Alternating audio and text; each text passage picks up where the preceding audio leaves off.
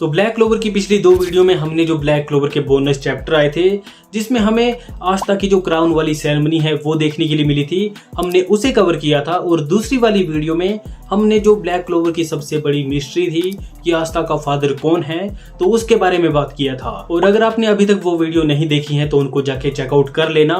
उसमें हमें फाइनली पता लग गया है कि आस्था का फादर कौन है।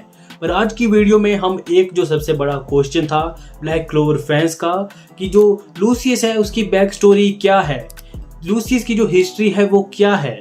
सो फाइनली हमें ये भी यूकी तबाता ने जो वॉल्यूम 38 में जो गाइड बुक आई थी उसमें ये सारी चीज़ें हमें कंफर्म कर दी हैं। तो आज की वीडियो में हम यही बात करेंगे कि जो स्पेड किंगडम है उसकी हिस्ट्री कैसी थी, और जो ज़ोग्रेट फैमिली है उसकी शुरुआत कहाँ से हुई, और लूसियस ने कैसे काफ़ी सारी चीज़ों को मैनिपुलेट किया है। और हो सकता है कि ब्लैक क्लोवर का जो स्टूडियो है वो इन सारी चीज़ों को एनिमे में भी डाल दे। तो आज की वीडियो में हम जो लूसियस ज़ोग्रेट है उसकी हिस्ट्री और जो स्पेड किंगडम की हिस्ट्री है उसके बारे में बात करेंगे। पर उससे पहले तुम वीडियो को लाइक कर दो और तुम्हें पता है चैनल के साथ क्या करना है।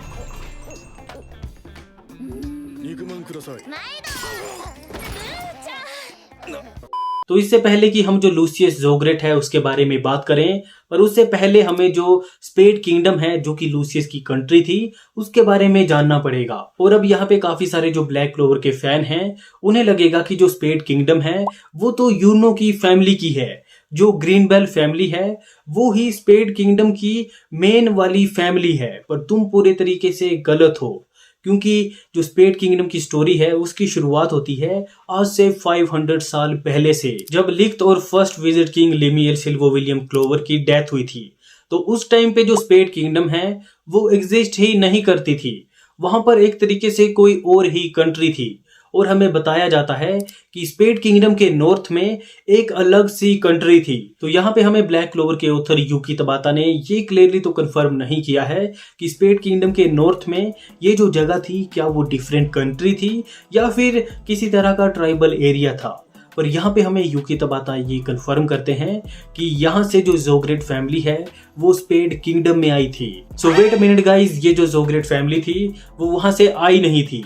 ये जो ज़ोग्रेट थे उन्हें अपनी कंट्री से एग्जाइल्ड कर दिया था, उन्हें वहां से बाहर निकाल दिया गया था, क्योंकि ये जो थे वो जो फॉरबिडन रिचुअल थे वो कर रहे थे। सो बेसिकली जो लूसियस के डिसेंडेंट थे वो काफी टाइम से जो डेविल बाउंडिंग रिचुअल है उसको परफॉर्म कर रहे थे, और इस रीजन की वजह से उन्हें अपनी जो ओरिजिनल कंट्री थी या फिर जो ट्राइब थी उससे बाहर निकाल दिया था।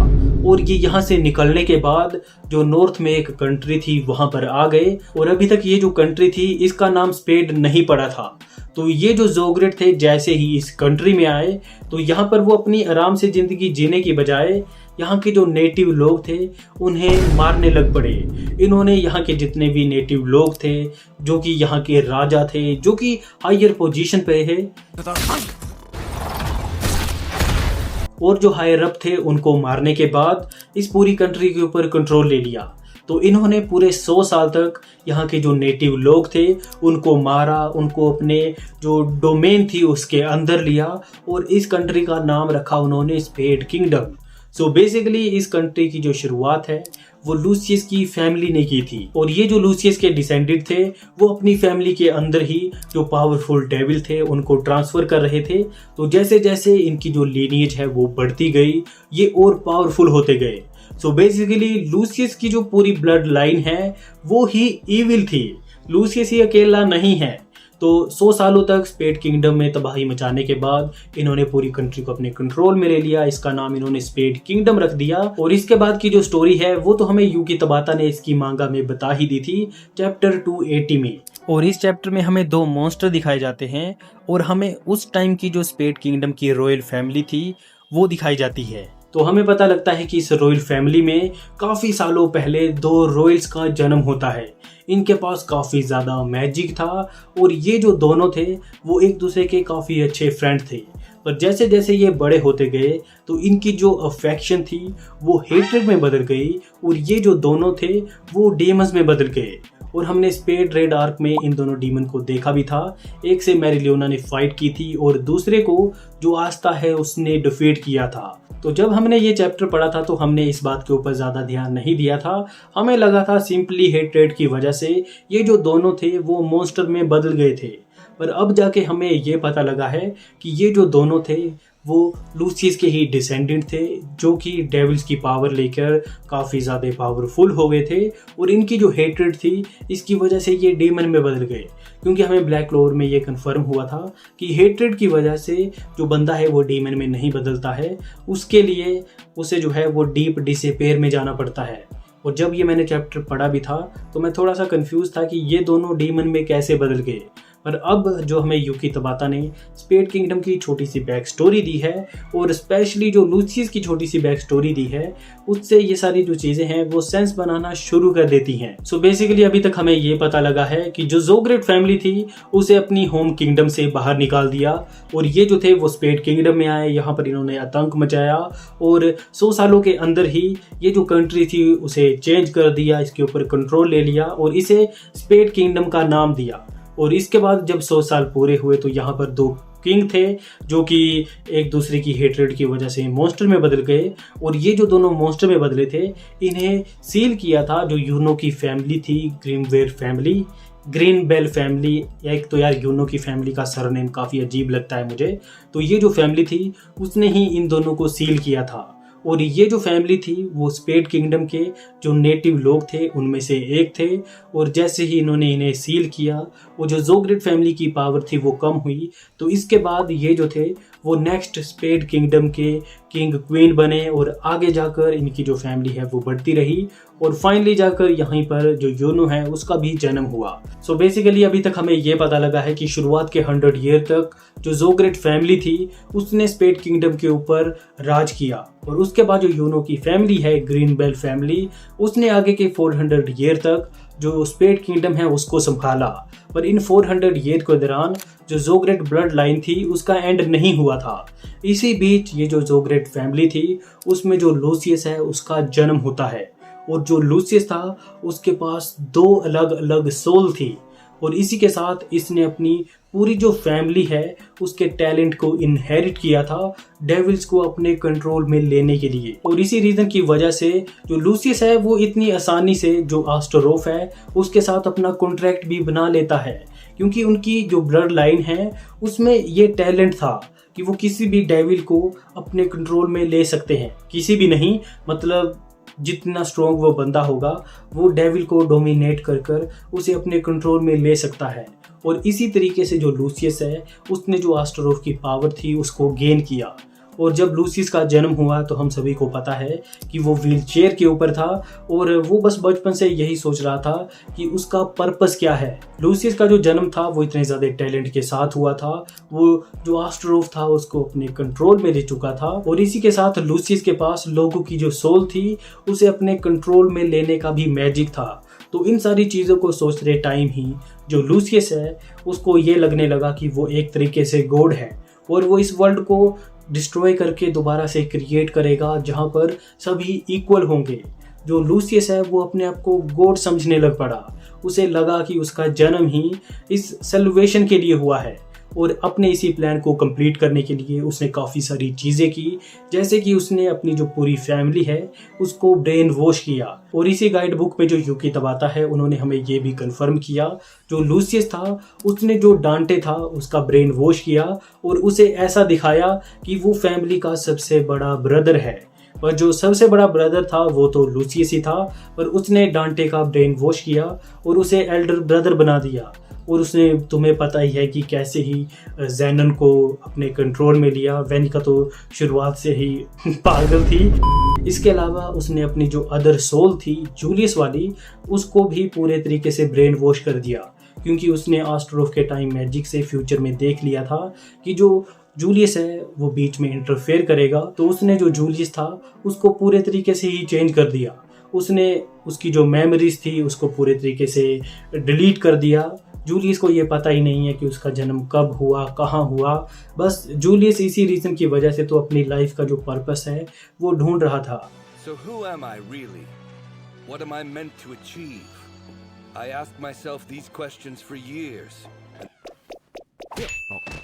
तो ये जो लूसियस है उसने सबसे पहले अपनी फैमिली का ब्रेन वॉश किया अपने प्लान को अचीव करने के लिए। इसके बाद इसने जो जूलियस था अपना सेकंड हाफ, उसकी जो मेमोरी थी उसको डिलीट किया, उसे ओवरराइट किया, उसे अपनी ही एक बनाई हुई जो बैक स्टोरी थी वो दे दी।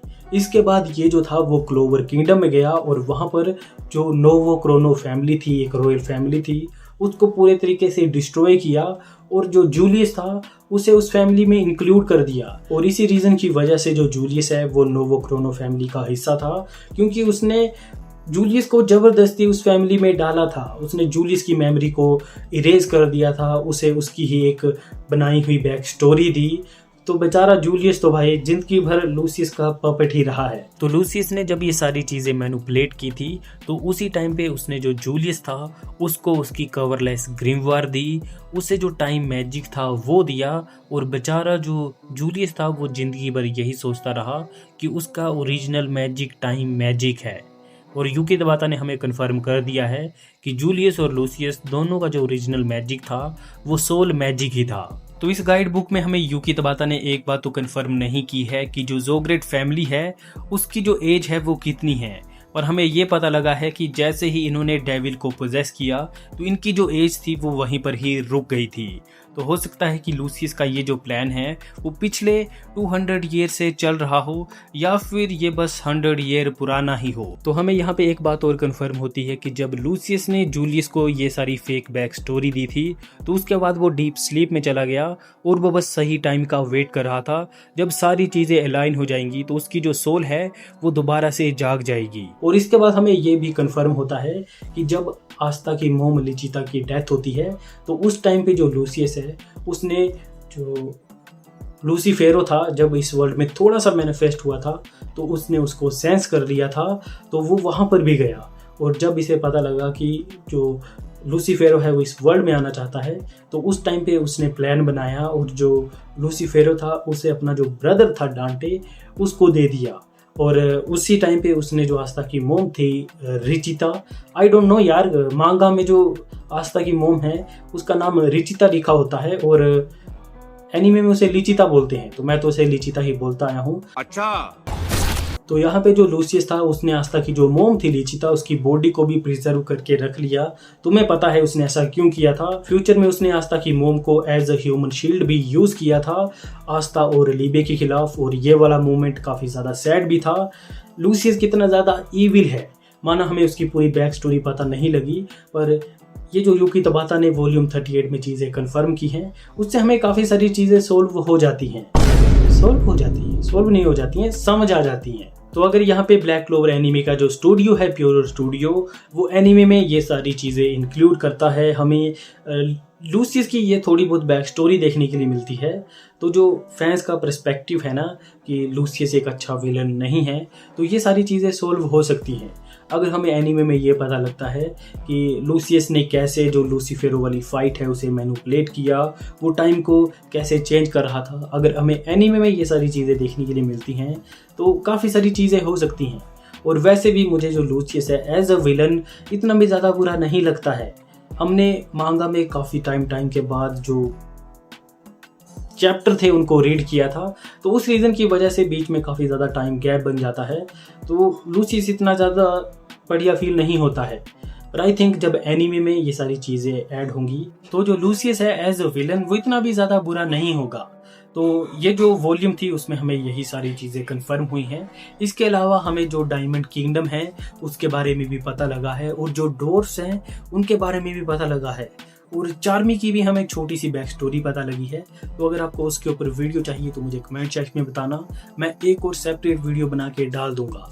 ये वाली वीडियो स्पेशली जो स्पेड किंगडम है और जो जोग्रेट फैमिली है उसी के ऊपर थी।